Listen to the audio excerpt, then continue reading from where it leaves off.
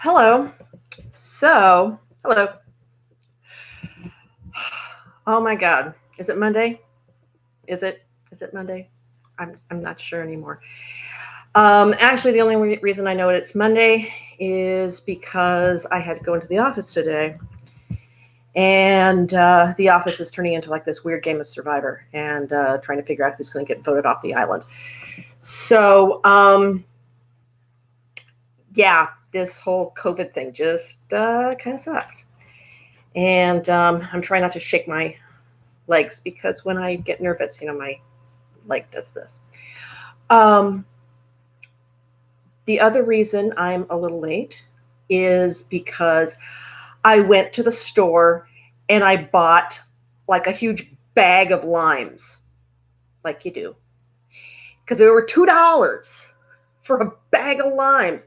And then I get them home, and it's like, what the fuck am I going to do with a bag of limes? Because I can't drink that many gin and tonics. So when you have a bag of limes, you make gin and tonic lime marmalade. So I was finishing cooking and bottling that, and I used Hendrick's Midsummer Solstice Limited Edition gin. And it tastes pretty yummy. So that's what I was doing and cleaning my stove because it overflowed, and sugar and water equals sticky mess that turns into hard glue if you do not clean it up right away.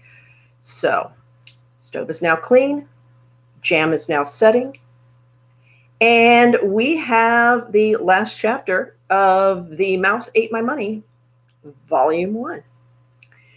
So, without further ado, what is Pocket Cookie and should you care? We had just turned off the lights, and the biggest animal racket erupted from outside, and it was strange. I couldn't identify the sounds. There were loud clicking noises and some whirring noises. I had this weird feeling that maybe those anal probing aliens that tend to frequent cornfields in Iowa decided to stop in on Orlando for a change of pace. I got up, but as soon as I opened the sliding door, the noise stopped. The balcony was empty. Creepy. I go back to bed, and just as I'm drifting off to sleep, it starts again. I whisper, "What is that?" It stops dead. I get up and try to see what's making the sound. I can't see a fucking thing out there in the dark. I look up, I look over the balcony, nothing is moving. I wonder what sound aliens make.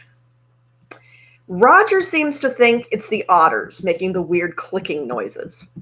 I close the door. Otters make clicking noises? I don't think so. Oh, damn otters trying to keep me up. I had a dream that night that I go down to the otter pond, and Roger is there as well. There are two otters sitting by the side of the pond, and they are huge. Roger's picked up one and he's carrying it around. I freak out and tell him to put the otter back. He said he can't because he promised to take the otter home with him. I wake up in a cold sweat. Roger is sound asleep. My last night at the lodge is getting freaky. The next morning, we go through the sad and painful experience of packing and looking at the bill. We take one more look at our room before going down to the desk to store our luggage. I try to take in all the details of the lodge until I can get back again. I head out to the boat dock for our day at the Magic Kingdom. I try not to make the day a downer. Why is it that my brain just goes into overdrive and I squeeze every last bit of fun out of the last 4 to 5 hours? We decide to ride the ride we couldn't at the Halloween party, so we're off to Splash Mountain.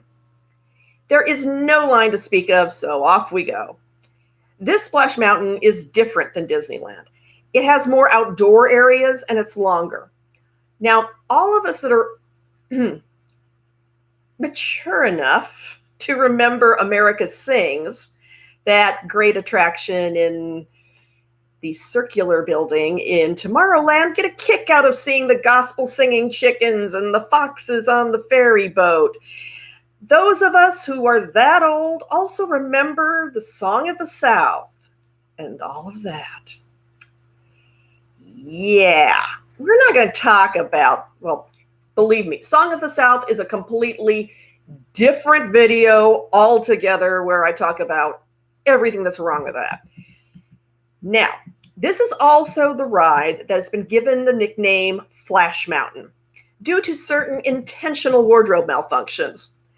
Right after you begin the descent down the flume, a camera snaps a picture of your terror. It's all good, clean fun until someone flashes her hoonannies recording the event for posterity. Now, in the past, cast members screened the images before they were posted. If any nakedity was discovered, the picture was destroyed. If you happen to have been an innocent bystander in a flasher log and discovered your picture is missing, talk to a cast member. They will get you to the front of the line to ride again and get another G-rated picture. What? You wanted the X-rated picture? Oh yeah, good luck with that. Recent reports have surfaced that the image screening has been done away with as a cost-cutting measure. Now, I'm sure this has depressed many a young cast member who thought he had the best job on the planet as the official Disney Hooters police. Whether this continues to be the case or not, I do not know. Ride, flash, or watch from the street with a telephoto lens at your own risk.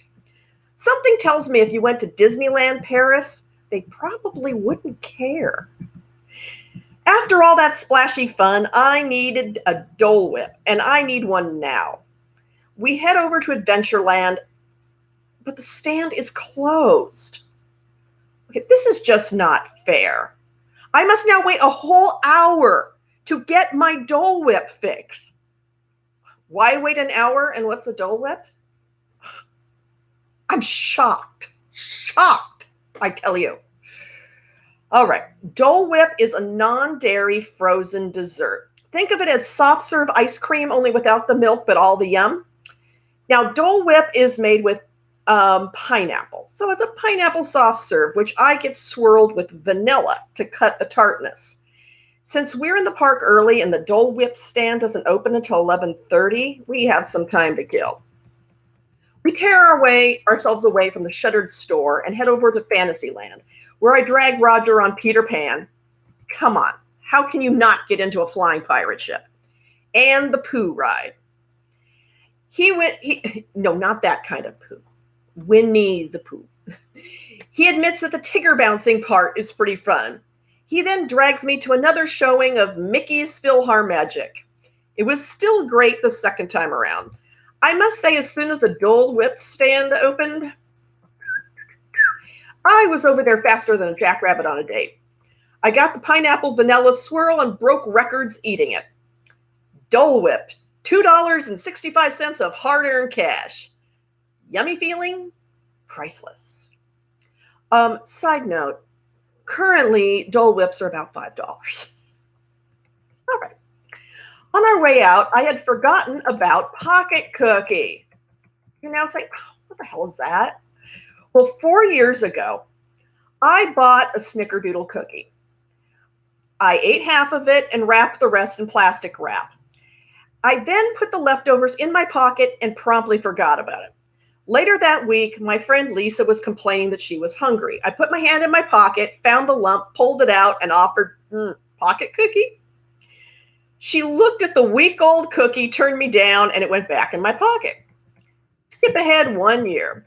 I'm rummaging through my bag in front of Lisa, and what do I find? Yep, pocket cookie. It is now as hard as a rock. This continues through the years. I can't throw pocket cookie away. I just can't do it. I am being held captive by a running joke. Lisa makes me promise to take Pocket Cookie to Disney World. She wants me to take pictures of Pocket Cookie with Disney characters. Now, I must admit I was having so much fun earlier, I forgot about Pocket Cookie. I mean, It was like the whole penis show vacation.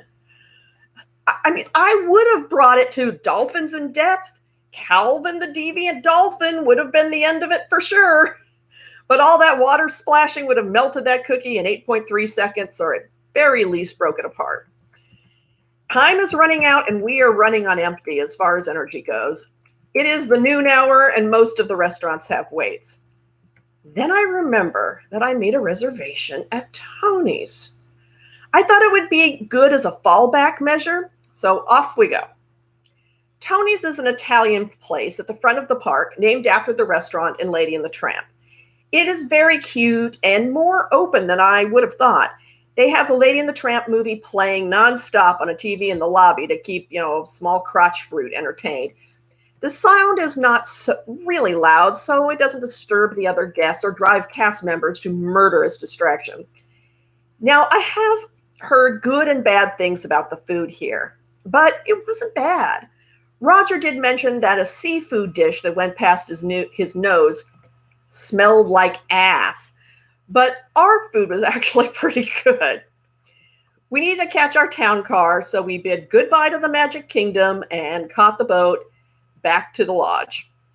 On the way back, as we crossed the water bridge, 2 teen girls on water mice thought it would be funny to speed ahead of us and cross back and forth in front of the large boat. These are girls that need to be eliminated from the gene pool. Yep, we, i.e. the lot of us in the front of the boat, are yelling at them to knock it the fuck off, but they just laugh.